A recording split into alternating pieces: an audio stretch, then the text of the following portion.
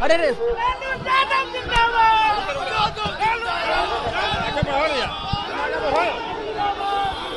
अरे रे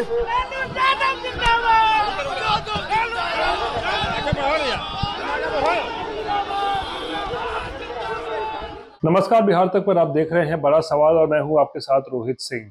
आज का पहला बड़ा सवाल आरजेडी सुप्रीमो लालू प्रसाद के परिवार पर जांच की आंच से जुड़ा हुआ है, क्योंकि आज लैंड फॉर जॉब घोटाले में लालू प्रसाद की पेशी पटना में स्थित ईडी के दफ्तर पे हुई और कल 30 जनवरी को लालू के छोटे बेटे और पूर्व उप मुख्यमंत्री तेजस्वी यादव की पेशी इसी दफ्तर में यानी कि पटना के ही ईडी दफ्तर में होनी है लैंड फॉर जॉब घोटाले में। और बड़ा सवाल ये है कि अब क्या सरकार से बेदखल होने के बाद लालू परिवार की मुश्किलें जबरदस्त तरीके से बढ़ने वाली है, क्योंकि जैसा इस वक्त देखने को मिल रहा है कि सत्ता से बाहर होने के बाद ही ईडी की जांच में तेजी आई है और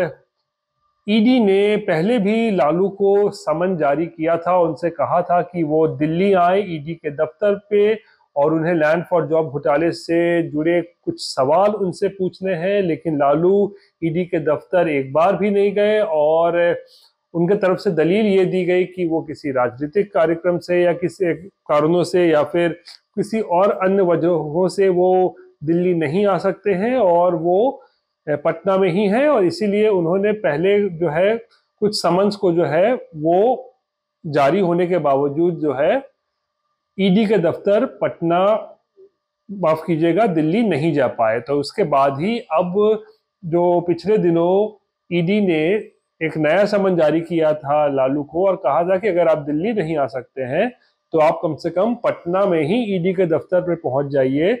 और इसी को लेकर लालू प्रसाद सोमवार की सुबह तकरीबन 11:30 बजे पटना में स्थित ईडी दफ्तर पर पहुंचे और उनसे लंबी पूछताछ भी हुई लैंड फॉर जॉब घोटाले को लेकर। और सवाल ये भी उठ रहा है कि क्योंकि अब आरजेडी सत्ता से बेदखल हो चुकी है तो लालू प्रसाद कहीं ये मैसेज तो नहीं देना चाह रहे हैं और लालू परिवार भी कि देखिए अब हम ईडी के सामने पेश हो गए हैं और हमारी परिवार को अब परेशान करने की प्रक्रिया शुरू हो गई है, क्योंकि अब हम सरकार में नहीं है, सरकार बदलते ही हमारे ऊपर देखिए कितनी जांच की आंच जो है वो अब तेज हो गई है। तो ये भी संदेश देने की कोशिश की गई थी। इसको लेकर भी सवाल खड़े हो रहे हैं कि क्या इसका भी राजनीतिक फायदा उठाने की कहीं ना कहीं कोशिश हो रही है। लेकिन बड़ा सवाल यही है कि लालू प्रसाद और तेजस्वी यादव की मुश्किलें जो हैं आने वाले दिनों में और ज्यादा बढ़ सकती हैं। बिहार में सरकार बदल चुकी है।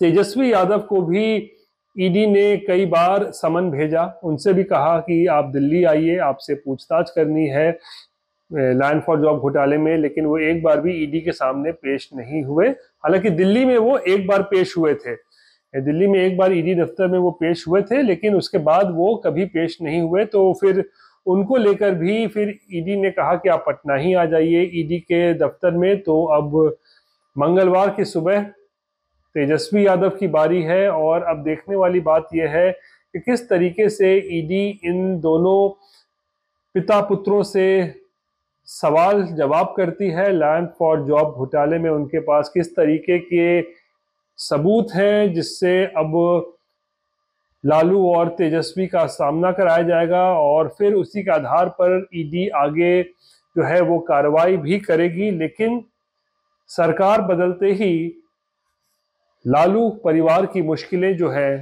वो बढ़ गई हैं और बड़ा सवाल ये है कि क्या कोई बड़ी कार्रवाई भी आने वाले दिनों में देखने को मिल सकती है। सवाल ये उठ रहा है कि क्या आने वाले दिनों में इस मामले को लेकर अगर बहुत और ज्यादा साक्ष्य मिलते हैं ईडी को तो क्या लालू और तेजस्वी को गिरफ्तार भी किया जा सकता है चुनाव से पहले, ये दरअसल बड़ा सवाल है।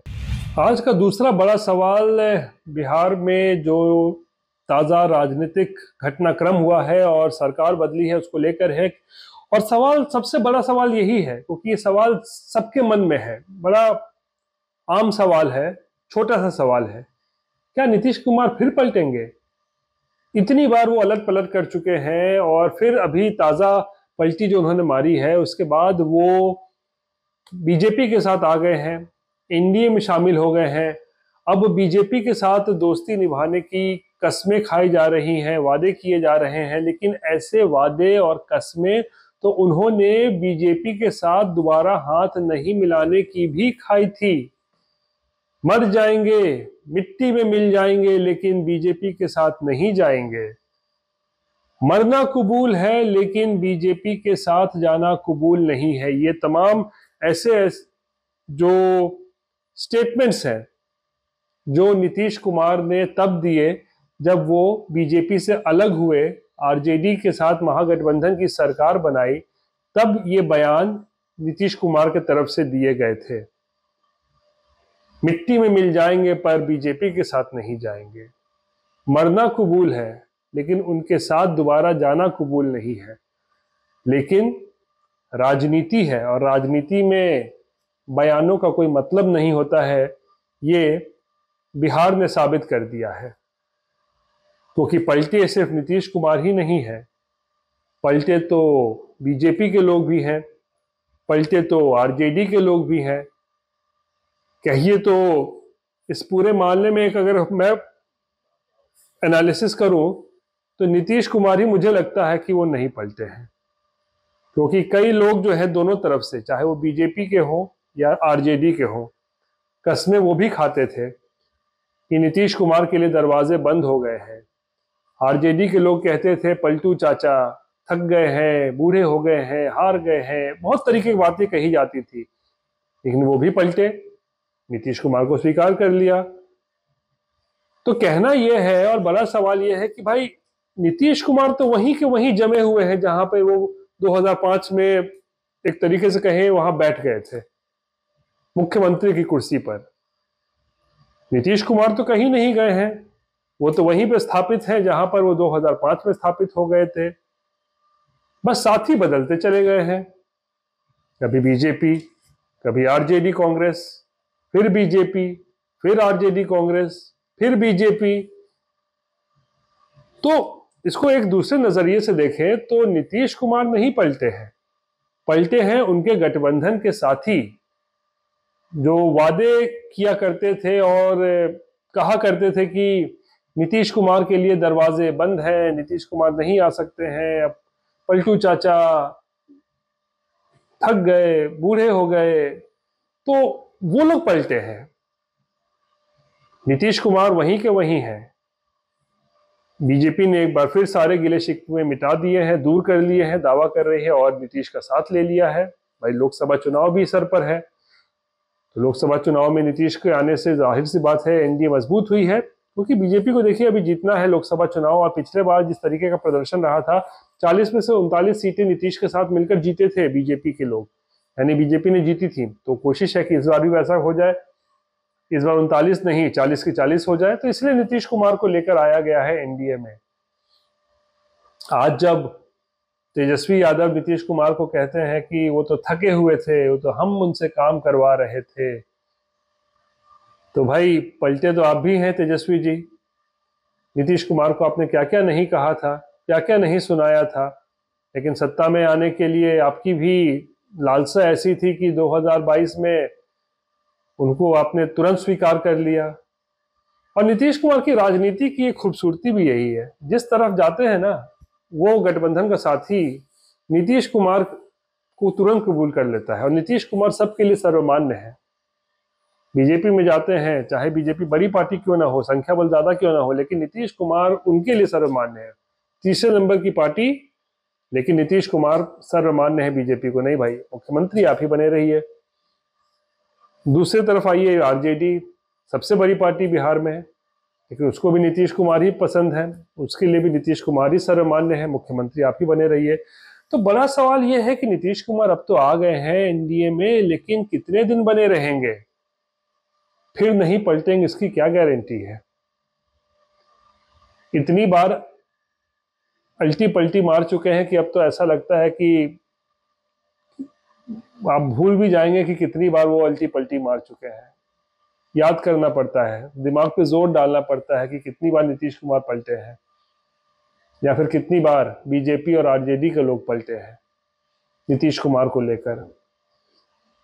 तो बड़ा सवाल यह कि क्या लोकसभा चुनाव तक ही नीतीश कुमार एनडीए में बने रहेंगे, क्योंकि बड़ी जबरदस्त चर्चा है बिहार के राजनीतिक बाजार में कि लोकसभा चुनाव में अगर बीजेपी बहुत अच्छा प्रदर्शन कर लेती है तो फिर नीतीश कुमार के साथ फिर कुछ खेल हो सकता है नीतीश कुमार फिर पलट जाए। तो ये सवाल इस वक्त बिहार की राजनीति में तैर रहा है, लेकिन हालांकि अभी बहुत जल्दबाजी होगी कहना, अभी तो सरकार को बने हुए मात्र 24 घंटे का ही वक्त हुआ है, लेकिन नजर इस पे बनी रहेगी हमारी और सवाल हम उठाते रहेंगे इसको लेकर। और बड़ा सवाल यही रहेगा, क्या नीतीश कुमार फिर पलटेंगे?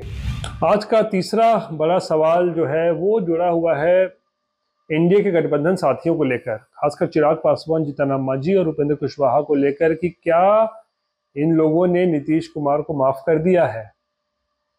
क्या चिराग पासवान जो पिछले कई वर्षों से, कह सकते हैं 3-4 सालों से नीतीश कुमार के खिलाफ इतने मुखर होकर उनकी मुखालफत कर रहे थे, नीतीश कुमार को भला बुरा कह रहे थे, उनके जो नीतियां थी उनकी नीतियों को लेकर जो सवाल जवाब खड़े कर रहे थे, और उसके बाद जीतन राम मांझी जिस तरीके से नीतीश कुमार के द्वारा अपमानित हुए थे विधानसभा में, उसके बाद उपेंद्र कुशवाहा को जिस तरीके से जेडीयू छोड़ना पड़ा था, तो ये तमाम चीजें ऐसी हैं जिसको लेकर भी एक सवाल खड़ा हो रहा है कि बीजेपी के साथ तो चलिए नीतीश कुमार की दोस्ती हो गई है, लेकिन जो गठबंधन के साथी हैं वो वाकई क्या खुश है नीतीश कुमार के आने से? ऐसा लगता तो नहीं है, क्योंकि फौरी तौर पर देखिए या कैमरे के सामने की चीज़ों को देखिए तो लगता है कि चलिए ठीक है, लेकिन बीजेपी को भी बहुत मशक्कत करनी पड़ी है, क्योंकि जो बिहार का जो एनडीए है ना, इसमें ये जो छोटे छोटे दल हैं इनका गठबंधन नीतीश कुमार के साथ नहीं है, इनका गठबंधन बीजेपी के साथ है। चिराग पासवान का गठबंधन बीजेपी के साथ है, मांझी का गठबंधन बीजेपी के साथ है, और उपेंद्र कुशवाहा का भी गठबंधन बीजेपी के साथ है। तो ऐसे में बीजेपी ने काफ़ी मेहनत की मांझी को मनाने के लिए, उपेंद्र कुशवाहा को मनाने के लिए, खासकर चिराग को मनाने के लिए तो खुद अमित शाह को उन्हें दिल्ली बुलाना पड़ा, उनसे मुलाकात करनी पड़ी। तो अभी तो फिलहाल ऐसा लग रहा है, और खासकर चिराग को जब शपथ ग्रहण हो रहा था तो जेपी नड्डा अपने चार्टर विमान में उनको साथ लेकर आए मनाने के लिए, रास्ते में भी समझाते बुझाते आए होंगे कि देखो चिराग यार, अभी ये वक्त मुफीद नहीं है, सही नहीं है, लोकसभा चुनाव सर पर है, तो अभी दोस्ती कर लेनी चाहिए, ज़्यादा विरोध नहीं करना चाहिए। लेकिन ये जो धुर विरोधी है नीतीश कुमार के, आखिर ये कितने दिनों तक अपने आप को जो है वो शांत रख पाएंगे? चिराग पासवान कितने दिनों तक नीतीश कुमार की बातों को सुनेंगे, या कितना अपने आप को कंट्रोल कर पाएंगे, क्योंकि उनकी राजनीति जो है वो नीतीश कुमार के खिलाफ ही चल रही है जब से उन्होंने शुरुआत की है। जीतन राम मांझी भी जो है वो नीतीश कुमार के द्वारा अपमानित हो चुके हैं, वही हाल उपेंद्र कुशवाहा का है। तो बड़ा सवाल ये है कि ठीक है, गठबंधन में नीतीश कुमार आ तो गए हैं, लेकिन क्या ये छोटे छोटे दल जो है ये क्या नीतीश कुमार को पूरी तरीके से स्वीकार कर चुके हैं या करेंगे, ये एक बड़ा सवाल है। बहरहाल ये थी बिहार से जुड़ी आज की तमाम बड़ी खबरें, और बाकी की सभी खबरों के लिए आप देखते रहिए बिहार तक, और मुझे आज के लिए दीजिए इजाजत। नमस्कार।